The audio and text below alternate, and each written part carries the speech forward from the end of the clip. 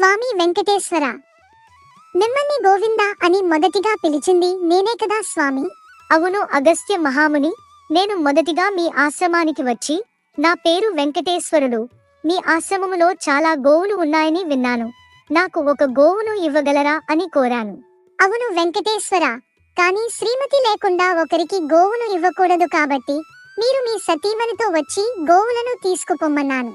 అవును మహర్షి, ఒకరోజు నేను పద్మావతి సమేతుడనే మీ ఆశ్రమానికి వచ్చాను, కానీ మీరు లేరు. అప్పుడు మీ శిష్యుడితో జరిగిన విషయం చెప్పి గోవును ఇవ్వమని అడిగితే మా గురువుగారు చెప్పనిదే నేను ఇవ్వలేను అన్నాడు. అప్పుడు నేను అక్కడ నుండి కోపంతో వెళ్ళాను.